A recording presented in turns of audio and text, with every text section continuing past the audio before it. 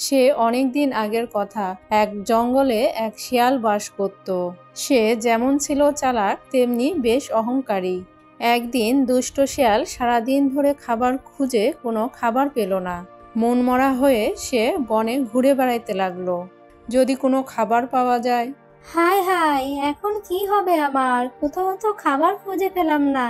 এদিকে তো আমার পেটে ইঁদুর দৌড়াচ্ছে, চোখে তো অন্ধকার দেখছি, গলা শুকিয়ে আসছে, শরীরটা কেমন যেন দুর্বল দুর্বল লাগছে। শেষ পর্যন্ত কিনা আমার মতো পণ্ডিত না খেয়ে মারা যাবে। শিয়ালের পা আর চলছে না, মাথার ভেতরটা বনবন করে ঘুরছে। সে ক্লান্ত হয়ে ঝোপের ভেতরে যে বসলো। এমন সময় একটি কাক এক টুকরা মুখে মাংস নিয়ে উড়তে উড়তে শিয়ালের সামনে গাছের ডালে এসে বসলো। মাংসের টুকরোটা তার দু ঠোঁটের মাঝখানে। দুষ্ট শিয়াল কাকটিকে দেখতে পেয়ে মনে মনে এক ফন্দি আঁটল। সারাদিন ঘুরে ঘুরে বনের ভেতর কোনো খাবার পেলাম না, আর কিছুক্ষণ না খেয়ে থাকলে এই পৃথিবীতে আমাকে আর পাওয়া যাবে না। যেমন করেই হোক বুদ্ধি খাটিয়ে কাকের মুখের ওই মাংস আমাকে নিতেই হবে। বুদ্ধি দিয়েই আমাকে খাবার জোগাড় করতে হবে, যেভাবেই হোক। শিয়াল ঠান্ডা মাথায় চিন্তা করে এক বুদ্ধি বের করলো। কাকের দিকে তাকিয়ে মিষ্টি করে হেসে আদর করে বলল, আহা, কাকের চেহারাটা কি সুন্দর! যেমন তার শরীরের গঠন তেমন তার গায়ের রং। যদি গলার সুরটা একটু ভালো হতো তাহলে অনায়াসে পাখিদের রাজা করা যেত।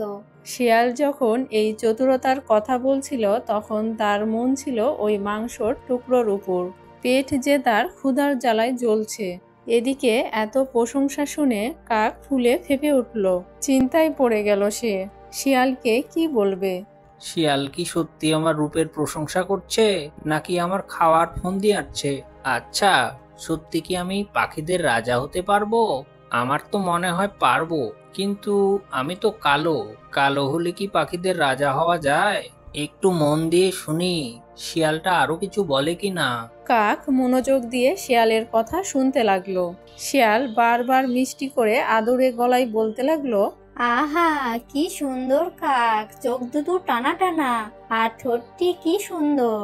পালকগুলো চিকচিক করছে, আর লেজটার তো কোনো তুলনাই হয় না। পা দুটো কত সুন্দর! কিন্তু কাকের মুখে কোনো কথা নেই। কাকটি কি তাহলে কথা বলতে পারে না? এত সুন্দর দেখতে কাকটি তাহলে কি বোবা? আহা, বিধাতার কি খেলা! শিয়ালের তোষামত শুনে কাকটি আরো ফুলে ফেঁপে উঠল। চিন্তায় পড়ে গেল তার গলার আওয়াজ নিয়ে। সে মনে মনে ভাবল সবাইকে জানিয়ে দেওয়া দরকার যে তার গলা মোটেও খারাপ নয়, সে বোবা নয়। কা কা কা। কাকটি ডাকার সঙ্গে সঙ্গে মুখ থেকে টুপ করে মাংসের টুকরোটি নিচে পড়ে গেল। শিয়াল দৌড়ে গিয়ে মাংসের টুকরোর সামনে গিয়ে বলল, ওহে কাক মহাশয়, তোমার গলার স্বরটা যথেষ্ট ভালো, কিন্তু বুদ্ধিটা নেই তোমার। কিন্তু বেঁচে থাকতে হলে তোমাকে আরো চালাক হতে হবে। আমি সারাদিন বনে ঘুরে ঘুরে কোনো খাবার পাইনি। তুমি যখন খাবার মুখে করে উড়ে এসে আমার সামনে বসলে, আমি খাবার জন্য তোমার প্রশংসা করে ইনিয়ে বিনিয়ে তোমার মুখ থেকে খাবারটি নিলাম। কাজ হয়ে গেল। এবার আমি আমার ক্ষুধার জ্বালা মিঠাই, আর তুমি তাকিয়ে তাকিয়ে দেখো। হি হি হি হি। কাক অবাক হয়ে শিয়ালের দিকে তাকিয়ে রইল। শিয়াল মাংসের টুকরোটা চিবিয়ে চিবিয়ে মজা করে খেতে লাগলো। নিজের বোকামি বুঝতে পেরে কাক নিজের চুল ছিঁড়তে চাইল, কিন্তু চুল ছেঁড়া হবে আরেক বোকামি। চুল ছিঁড়লে নিজেই তো ব্যথা পাবে। আমি শিয়ালের বুদ্ধি শুনে একই ভুল করলাম। আমার মতো বোকা কি এই পৃথিবীতে আছে? এ যে বড় লজ্জার, কষ্টের। আমি আমার এই মুখ দেখাবো কি করে? কা কা কা। কাক কি করবে কিছুই ভেবে পেল না। এদিকে সন্ধ্যা নেমে আসছে। অবশেষে মনে মনে সে ঠিক করলো বন ছেড়ে চলে যাবে।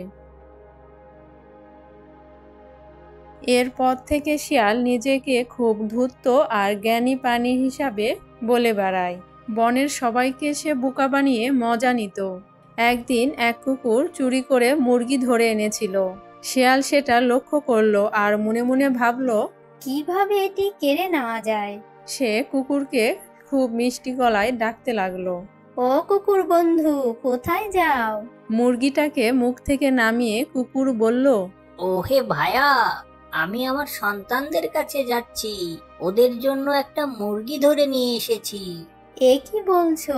তুমি জানো না কি হয়েছে? কি হয়েছে?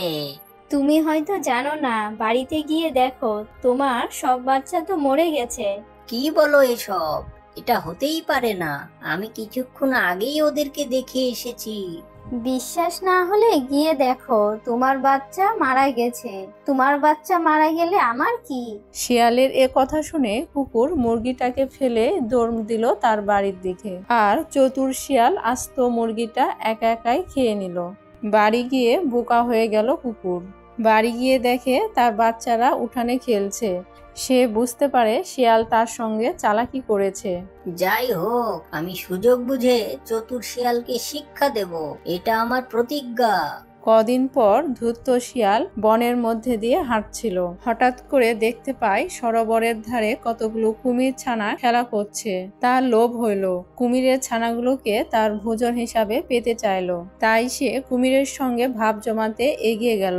আরে কুমির ভাই, কেমন আছেন? আরে শিয়াল ভাই, আছি কোনো রকম। বাচ্চাদের নিয়ে আর পারি না, ওদেরকে রেখে কোথাও শিকারও ধরতে যেতে পারি না, যদি কেউ খেয়ে নেয়। শিয়াল এবার মুচকি হেসে বলল, অযথাই আপনি চিন্তা করছেন। আপনি জানতো আমি এখানে আছি তো, দেখি ওদের কে খেতে আসে। আপনি নিশ্চিন্তে শিকারে যান। কুমির মশাই ধূর্ত শিয়ালের চালাকি বুঝতে পারল না।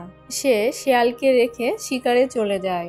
এদিকে শিয়াল ইচ্ছা মতো এক এক করে সব বাচ্চা খেয়ে সাবার করে দেয়। কুমির ফিরে এসে দেখে তার বাচ্চাগুলোও নেই, শিয়ালও নেই। সুযোগ বুঝে পাজি শিয়ালের ঘাড় মটকাবো আমি। শিয়ালের চাতুরিকতায় বনের সবাই অস্থির হয়ে পড়েছিল। বনের সবাই শিয়ালকে শাস্তি দেওয়ার কথা ভাবছে। ভুলক্রমে শিয়াল এক বাঘের ডেরায় চলে গেল। সে দেখতে পেল বাঘের দুটো বাচ্চা খেলা করছে সেখানে। সে বাচ্চাদের হত্যা করে খেতে শুরু করলো। খাওয়া শেষ করার আগেই বাঘ চলে আসে গুহায়। এবার শিয়াল পড়ল বিপদে। পালাবে কিভাবে? বাঘ কোনো কিছু বোঝার আগে শিয়াল দিল ভূ দৌড়। শিয়ালের পিছু পিছু বাঘ দৌড়াতে লাগলো। বাঘের হাত থেকে বাঁচার জন্য শিয়াল এক গাছের কুটোরে লুকাইতে চাইল, কিন্তু কুকুর বাঘকে দেখিয়ে দেয়। শিয়াল দৌড়াতে দৌড়াতে যায় সরোবরের দিকে। শিয়াল সরোবর পার হতে যাবে, সেই সময় কুমির তার পা চেপে ধরল। তখন যন্ত্রণায় ছটফট করতে লাগলো শিয়াল। কোনোভাবে পা ছাড়িয়ে তখন আবার ডাঙ্গায় উঠল শিয়াল। ডাঙ্গায় বাঘ আর জলে কুমির, মহাবিপদ। মহা বিপদে পড়ে গেল চালাক শিয়াল। বাঘের হাত থেকে আর রেহাই পেল না সে। ঘাড় মটকিয়ে হত্যা করলো বাঘমশাই। কুকুর আর কুমিরের স্বপ্ন এতদিনে সত্যি হলো। আর সবাই একসাথে বলে উঠল, ধূর্ততা বিপদের কারণ হয়।